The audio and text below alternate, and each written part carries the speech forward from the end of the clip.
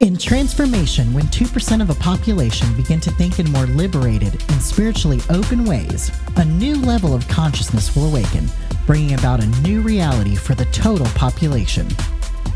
Join me, Jael McLean, confidence coach, business owner, musician, health and fitness enthusiast, transformational instigator, and your host of the 2% podcast in creating a new reality of spiritual awareness, confidence, and authenticity. Welcome to the 2% podcast, your source for empowerment, expansion, and elevation. Today we're joined by my friend, founder of the Butterfly Rodeo, and professional executive coach, Adryin Glynn. Hi, Jael. Thank you for having me today. I'm so excited to have you. So, Adryin, this season we've been talking about what are we experiencing in the world and how do we create an impact?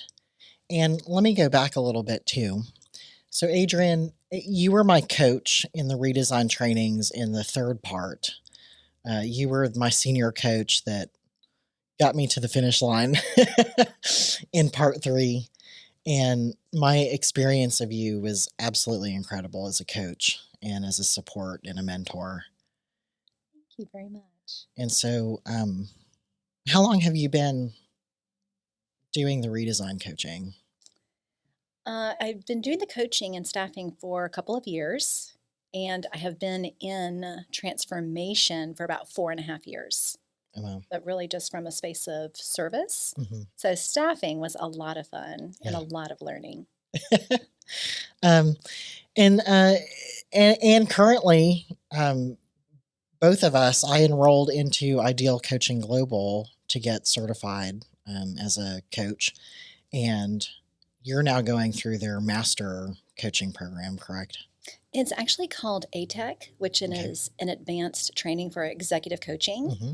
but I am completing the initial CFE, which allows you to have an ACC, and then you complete with something that's called a PCC, and you'll have a lot of fun learning what that's all about.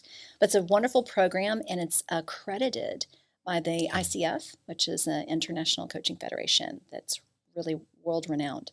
Yeah, and that's definitely what got my attention for the program. And as I continue this work, finishing, did redesign and then completed a year with Chris Delgado and her coaching program called Thrive. And then it was getting done in June with that and going, okay, what's next? And what's next for me? And I want to continue in this work since I got into it. And so I'm essentially following in your footsteps. I know wherever you are is going to be somewhere great. And if you're not too far off, I know, like, I trust I'm on a good path. That's awesome. I love it. So back to, what are you experiencing in the world and how do we create an impact around it? Well, I was telling you earlier that currently I just experience a lot of disconnection and resignment, and people are in a space which we call the drift, don't really know where they're going. They have a lot of questions. They are interested in a lot of things, and they are not able to really identify what's in the way. I want something, I'm not really sure or clear what it is. Pardon me. And how do I get there? And what type of support is available? So I'm also experiencing a lot of shutdown, a lot of self-sabotage, a lot of grief and sadness, and people are lonely. I see a lot of lonely people, or aloneness. I observe a lot of aloneness. And I'm on a mission. Yeah. Which is interesting, speaking into the loneliness, there's so much technology and so much opportunity in what looks like connection creation, or what can look like connection creation through social media, online platforms, and yet we still experience so much disconnection from each other. Yeah, I also feel like there's a lot of fear. Vulnerability is a label that's used a lot, but I don't know if people really know how to tap into vulnerability. I don't know if they know how to experience pure, authentic Yeah. love, kindness, totally unconditional. So there's a lot of lessons Yeah. and a lot of learning. Oh, I know. I definitely, over the course of my life and different experiences, was not very vulnerable, and I had really thrown a lot of walls up um, along my journey there, and I got to work through all that, and I got to really step into vulnerability and my authenticity as well, and look at my life. Where am I making decisions that I think were either pressures, perhaps that I created in my own mind, that, oh, I need to be this way for this person, or this is what my family expects out of me, or some of that may be true, some of it may be stuff that I totally made up. That, my mom wants this for me, or my sister wants this for me, or and and became in the string of decisions inauthentic, and no longer living in my authenticity. It's interesting you should mention that because in my mid 40s, I just really decided to really take a good look at what was happening in my life. And I noticed this massive disconnect with what I said I was up to and then what I was really ultimately wanting to create. And I was just operating from a space of anger, resentment, like internally. On the outside, everything was, vibrant and beautiful and loving. And I kept trying to figure out, what am I like missing? I'm not hitting my marks, and what is it?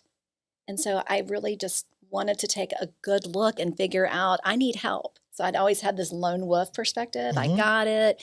I can do it Yeah, myself. just get out of my way. I'm gonna have to redo it anyway. Yes, I'm gonna controller. do it right. Yeah. Yeah. And so ultimately I was like, my way's not working. So I really get to be really looking hard and figure out what are you really up to here? And a friend that I was doing some family constellation work with and Body Talk Intuitive actually enrolled me into the training. Tony Stevens is my emo. And in that moment, things really began to get very real and clear for me. And so I could really identify what are the blocks? How do I get in my way? Yeah. What is it what am I pretending not to know? Yeah. And it was very magical and messy. Yeah, it definitely can be that. Yeah, in my experience too. There's something that you mentioned that came to me and it left, so we'll go back to it. You mentioned,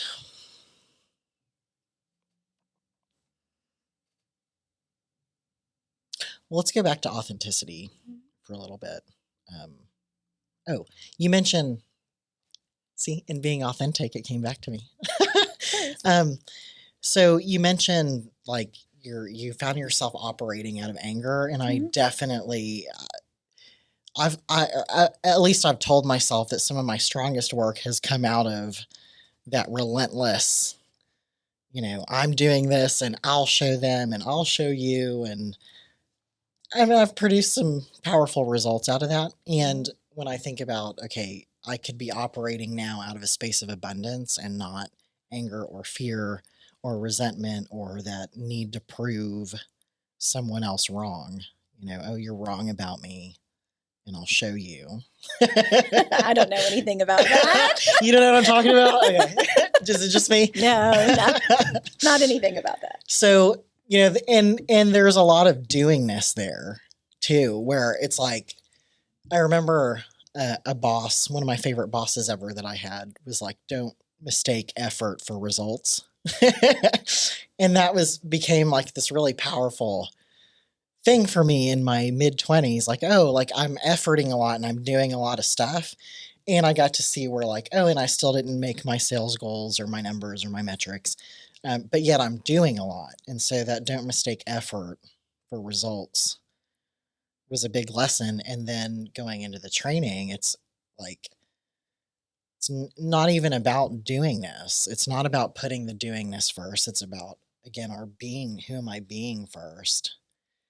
And I can do a lot of stuff and not get results. And so you Yeah. mentioned that, like, Yeah, I really identify with that because I was a master doer. I'm a recovering doer. doer. I'm a recovering doer. And I had so many questions about what is beingness? Yeah. Who talks about beingness? I have Yeah. no idea what that is. Um, I'm just so prone to steamroll over basically anyone in my life Mm. because I was like, I'll do it, I'll handle it, right? Yep, I got it. Yeah. And learning so many valuable life lessons from the masterful living training. The beingness for sure was something that was very uncomfortable for me.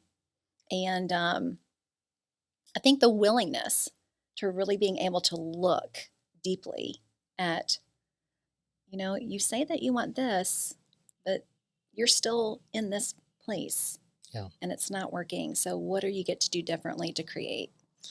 And it's let's I don't know that I've really gone into like what is the beingness and what does that look like? And so for me, getting into the beingness first is looking at my come from. Like, if I say, oh, today I'm going to make, $100, or, as an example, I'm going to go out and make $100 today. I get to look at who I'm being. Like, am I declaring that out of need in a space of fear? Like, oh, I have to go make this money today or I'm not going to get this bill paid.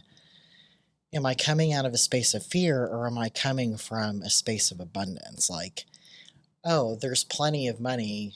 There's so much opportunity out there. And I get to declare this so that I can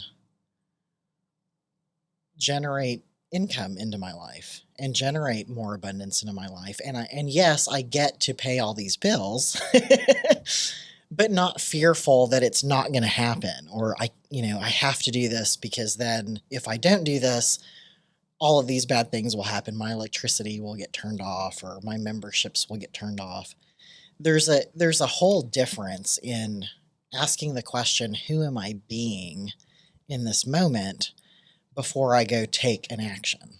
Mm-hmm. Yes. And that's a wonderful point of like getting grounded, right? A practice, a daily practice. It could be a practice throughout the day, morning, lunch, in the evenings when you're ready to go to bed, but being willing to step into that question and really be straight up honest with yourself. This is Yeah, what I and want to create. yeah, like am I angry that I have this bill? And then, oh, I'm angry, but oh, I have to go make this money and I have to get this paid. So then I'm operating out of anger Mm-hmm. or frustration or I have to do this, and then fear and consequence that follow. Or even just acknowledging that we all have support with us at any point in time of the day, and even just asking the question, I don't have the answers, but I know you've got me. Yeah. Source, I know you've got me. What is it that I need to learn in this moment? Yeah. And how can I create love and acceptance and Yeah. step into it? And then also asking the question too, who do I get to be?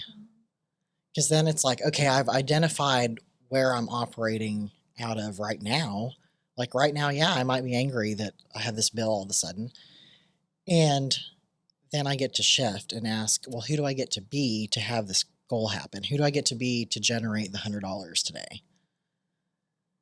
And so then it's like, okay, I get to be joyful, I get to be abundant, or I get to be powerful, I get to be confident.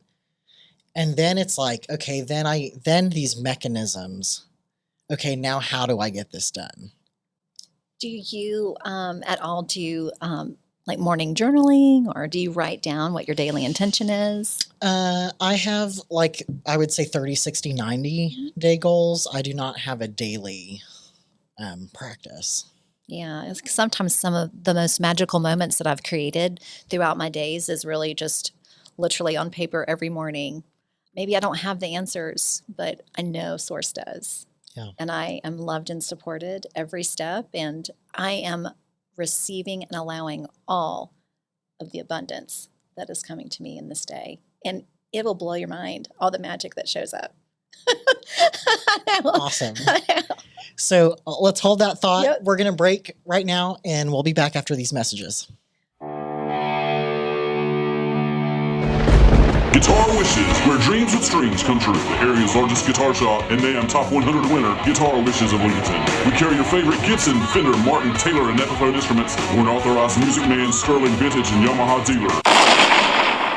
We're back on the 2% podcast, and today I'm joined by Adryin Glynn, my friend, and I wanted you to talk about, well, we were just talking about being grounded and daily practice, and I want to hear more, and I want everyone else to hear more about your Butterfly Rodeo. Yeah, thank you, Jael. I appreciate it. It's been such a process. It literally was a dream that I had. I woke up one morning, I had a dream the following night, and I saw this bull and this butterfly, and a voice said, "You're going to write a book, and you're going to talk to women, and you're going to do a lot of healing." And I was like, okay, I don't know what this means, but okay, I'm on for the ride. Let's do it. And I have literally been just honing and focusing and, getting down to the nitty gritty of what is it. And actually, through the recent loss of my mother, I was like, oh, this is the Butterfly Rodeo. This is what I'm here to do and contribute to this world. And so it really just started to come together. And sometimes I just wanted to share this because sometimes it takes time. Yeah. Something could download or drop in, and you just know I'm here to do something. I just don't know really what it is. What does it look like? And by the training to fall back into masterful living, one of the greatest tools that I learned was, if you want to go fast, you can go on your own. But if you want to go far, you get to team up with others and create a team. And that was a huge lesson. I love that too. Yeah. I just got chill bumps Yep. talking about it. So, I have been wrestling with this whole idea of what does it look like? How do I start? Who do I? And literally, over the course of 7 years, before the training, during the training, after the training, a lot of love and support to help me fine tune. Aha, this is it. And oh my gosh, if you're watching right now, like if you're anything like me, like I knew I wanted to do great things and be up to big things and make big impact, and I had no idea how. And I've spent years and years, excelling in career and, different areas of my life. I was able to create results, and I didn't know what the big impact, the big vision was going to be. And I got clear on that with the trainings that helped me work through, how am I getting in my way? What's getting in my way? And I've never, like, it just hit me how much ease I've experienced after going through the trainings and now having this new awareness and these tools, that it's not, again, in the doingness, because I was approaching my life with, oh, well, if I want to do this, or I would have an idea, and oh, if I want to make this idea happen, I'm going to need to know this, and this. There's probably all this other stuff that I don't even know that I don't know about it that I need to know. Right? And it's like, and that's why that stuff, I didn't even know how to start. Wouldn't even know, and then it would become overwhelming. And I'm a big analyzer. We're like, oh, I probably need to know this. I probably need to go study this. I probably need a degree or some formal education before I can even start thinking about going in this direction. And then it would become so overwhelming.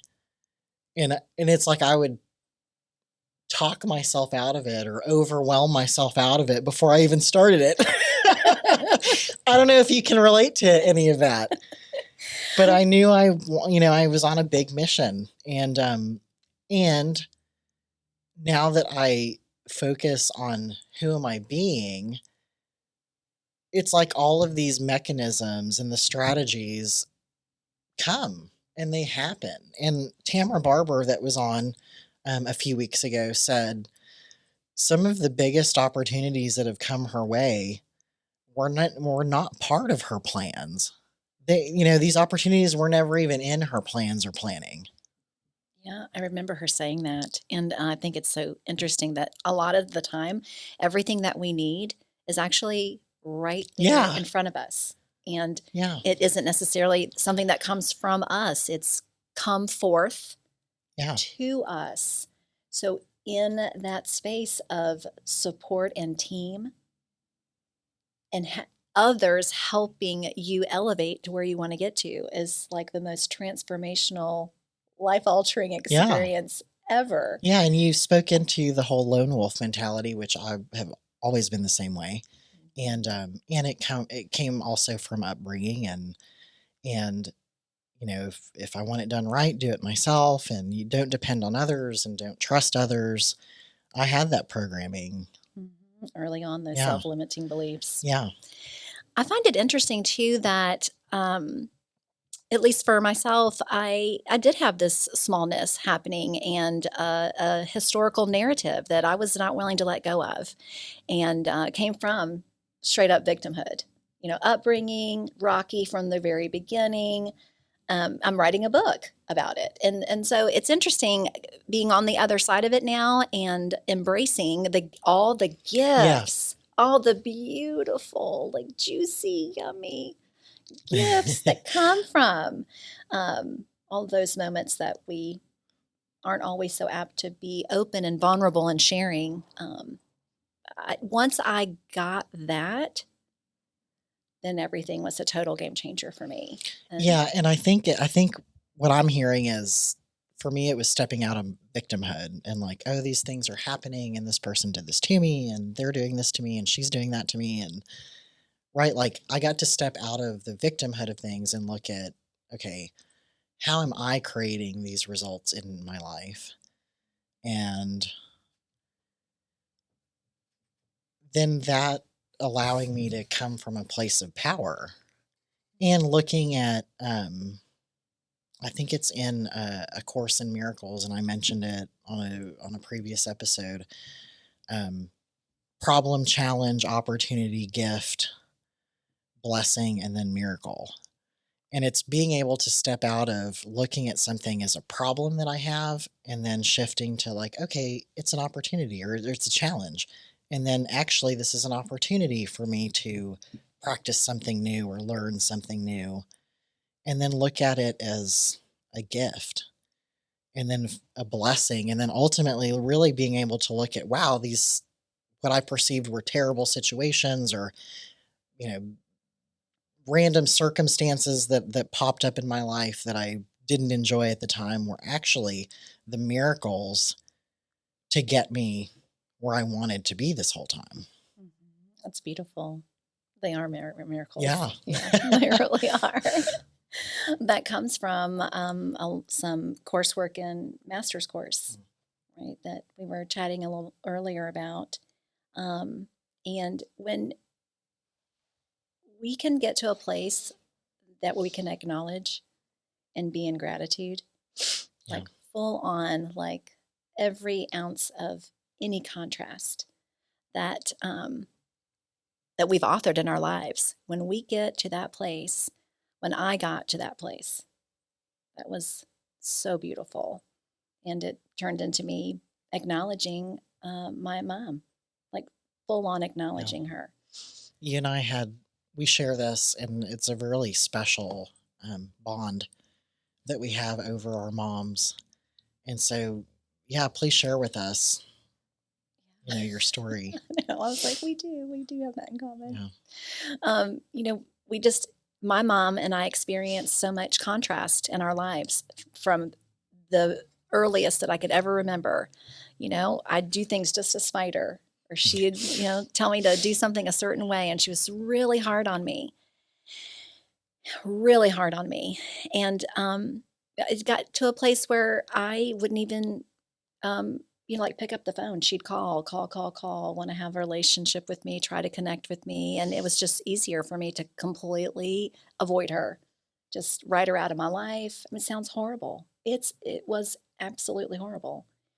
That's the only way I knew how in that moment Yeah. to handle those kinds of things.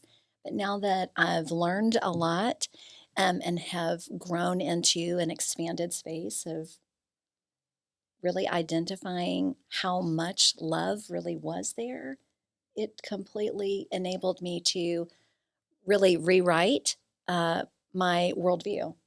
And you'll learn about worldview when you get into the training with ICG. But I was able to completely rewrite it and see things in a way that in that moment, or in this moment, because she's gone. She transitioned November the 8th, 2021.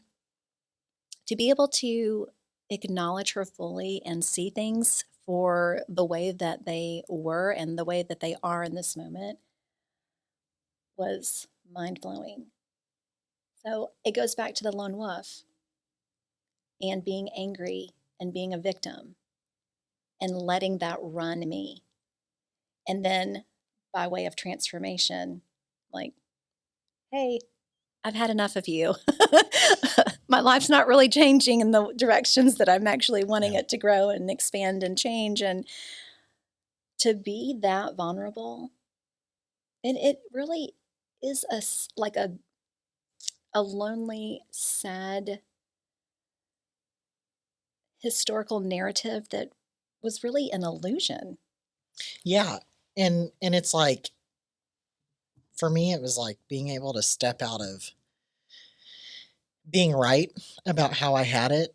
And I don't think my mom will mind if I share this. The story I'm going to tell myself is she won't mind that I share this. But like, for me, I felt very criticized. Like, I would call home and now I can acknowledge, like, she meant well.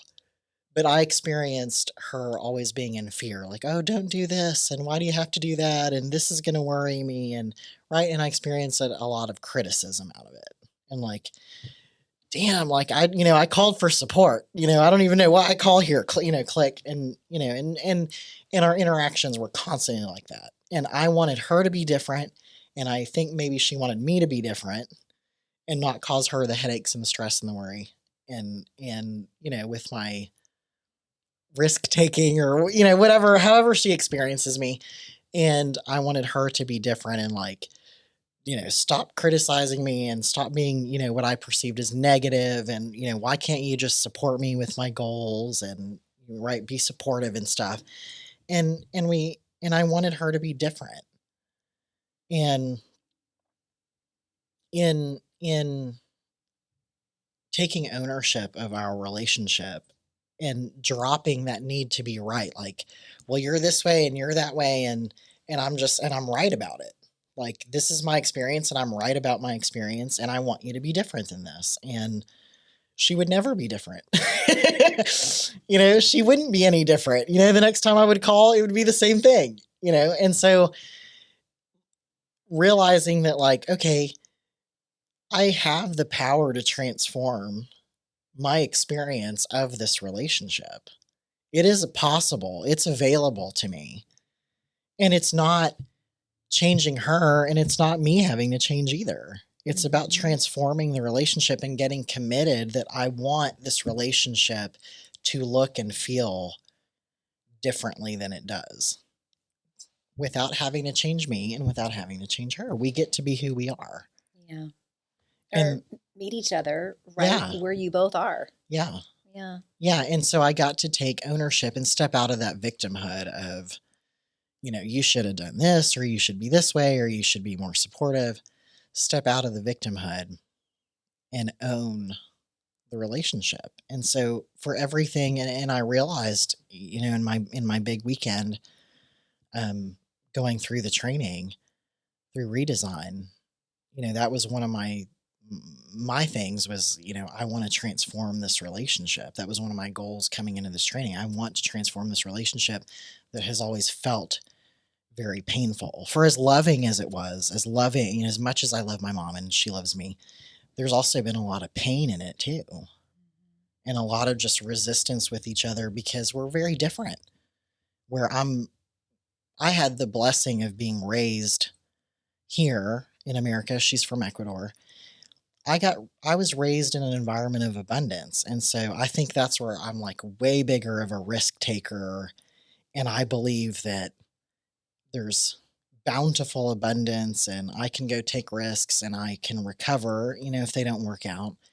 And there's a lot of opportunity around me as to where I think growing up in a different time, in a different country, her experience was like, oh, we got to keep our family safe and the business safe and don't trust people and, don't get in with the wrong people. And it was a lot of survival, right? Like she had a totally different survival context than I had to grow up with, where I got to grow up believing everyone's good and everyone's going to help me. Everyone's going to help me get ahead. That is a pretty contrasting difference. Yeah. I mean, those two worldviews are very contrasting of each other. So let's hold that thought. We're going to go to a quick break and we'll be right back.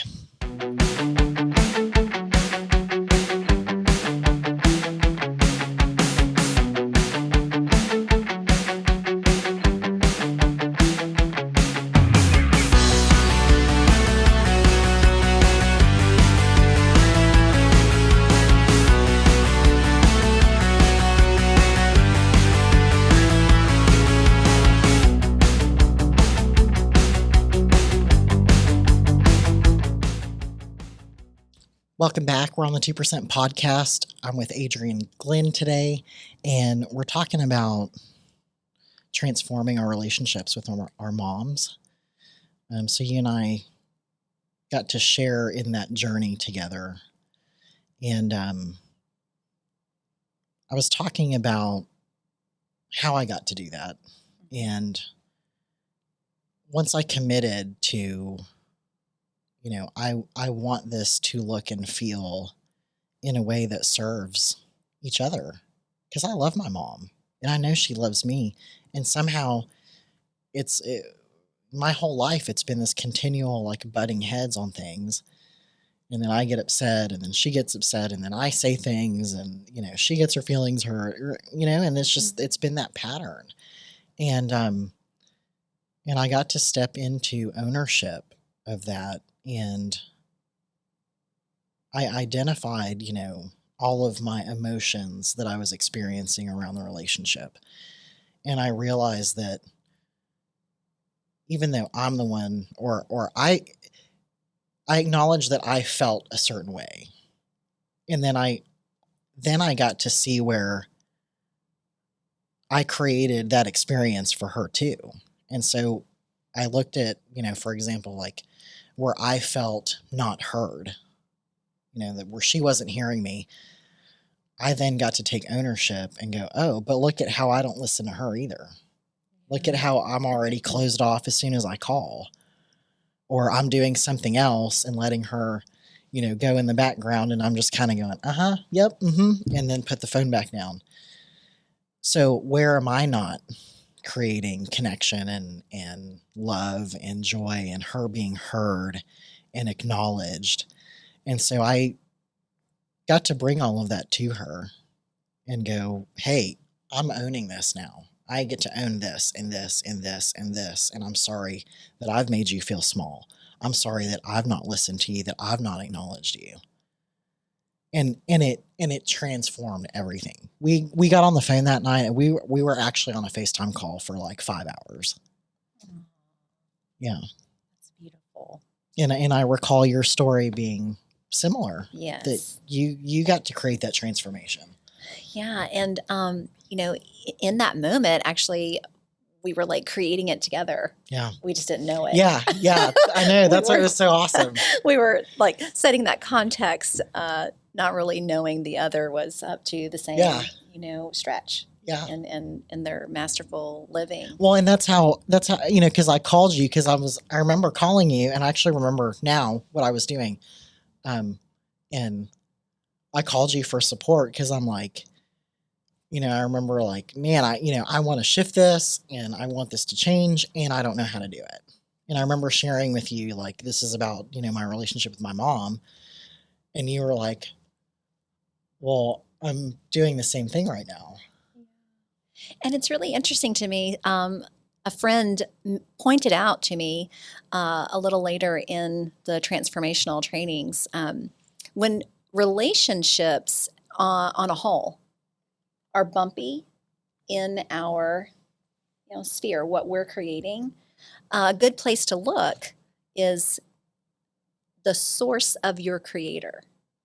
And I was like, the source of my creator? Like me, my mom?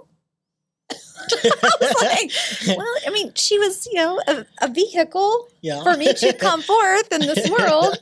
And of course, it's perfect that I said it that way, because even in just that moment, the language I used was minimizing the fact that I had, disowned her or had minimized her, played really small, and not even allowing us to embody or make a commitment to experience like love. I didn't have a warm, fuzzy relationship with my mom. I knew that she loved me, but I was like, that wall was there, and I was not willing to go there. So I really just can't even imagine the amount of transformation that you were experiencing having that with your mother as well, and a 5-hour FaceTime of just love. Yeah. And love can look like a lot of different things. It doesn't always, look rosy and pretty and promotory. Yeah. Right. But I did want to just share with you just 5 key steps that keep me, grounded, or that daily practice we talked about, whether it's journaling or just setting daily mantras of what we're up to and knowing that we're supported. But the 5 steps of mastery, which is a large part of masterful living. These 5 key components can shift you very quickly out of what might be coming up through the day. And this is from Master's Course that is written by Betty Sproul. It was like our lifelong, we're groupies, we're Betty Sproul groupies. She's nicknamed the Oracle in the transformational community, so I cannot wait to study from her. Yeah, you're really going to have a lovely time. They're just beautiful people. But I wanted to share these with you. Did you want me to share them myself? Did you want to take turns alternating together, or do you have? Just however.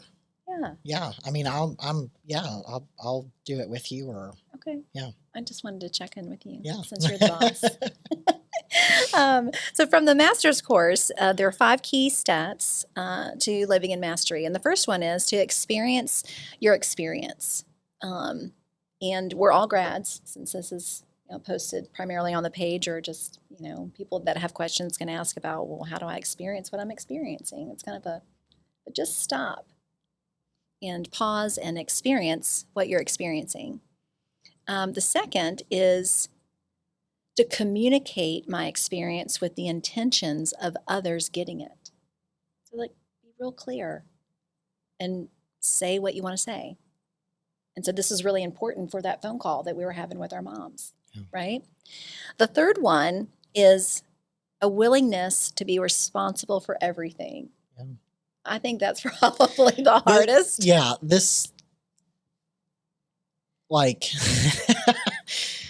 This was a hard pill to swallow for me, because I was so righteous. I was so right about how I had everything, about how everything was happening around me. And, the funny thing is and I was never the cause of any of it. Isn't that funny? It was everybody else all the time. It was never me. And so hearing, I actually get to be accountable for everything, every result, everything going on around me was like, what? That was difficult. And then I started to understand,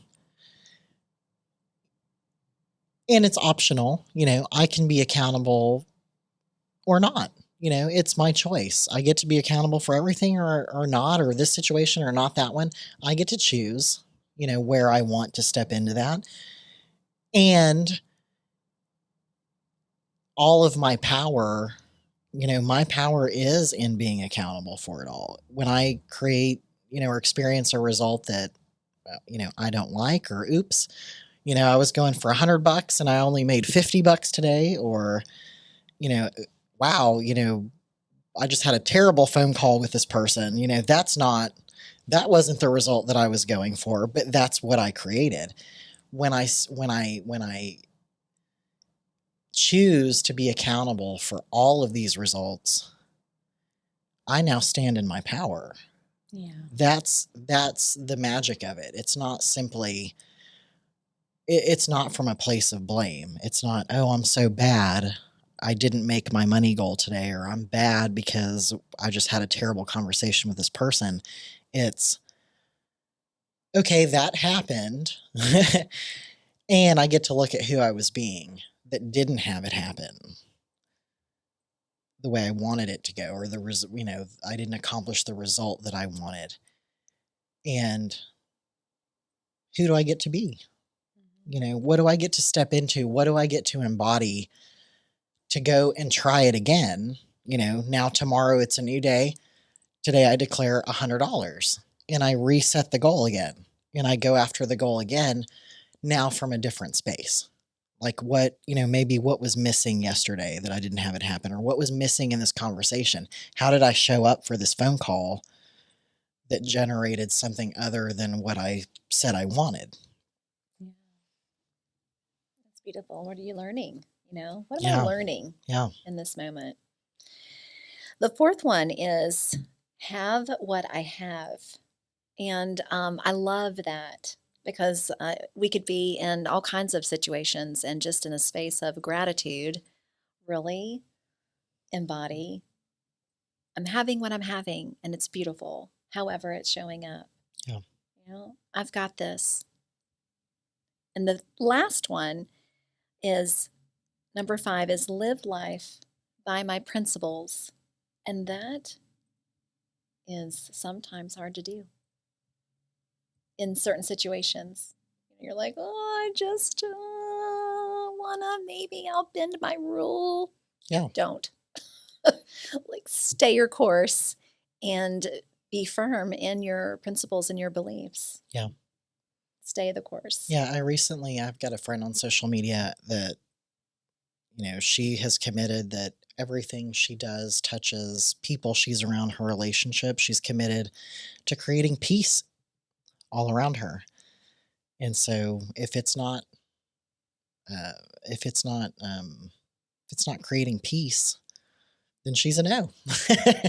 If it's not generating peace and living by my principles, I think of boundaries too.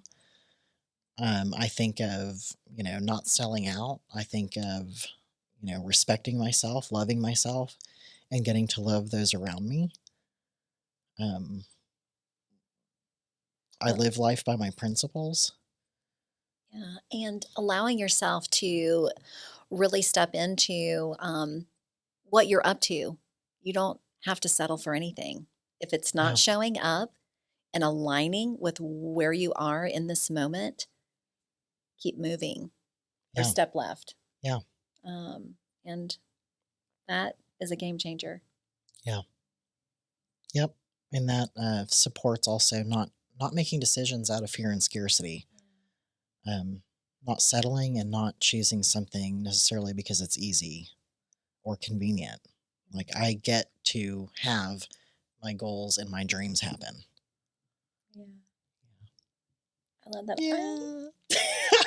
And just acknowledging you. I'm so proud for you Thank you. and what you're up to and really stepping into what you're here to create in this world. Yes. And I'm very honored and grateful that you included me to be a part of it today. Awesome. Thank you so much, Adryin. Where can we find you? Yes. On social media, on The Butterfly Rodeo. .com. And Instagram and Facebook. And my Adryin Glynn Designs has a passion project link that will quickly take you over to the Butterfly Rodeo. Awesome. We hope you enjoyed this episode of the 2% Podcast. Please like, subscribe, and share. And I'd love to hear from you guys in the comments.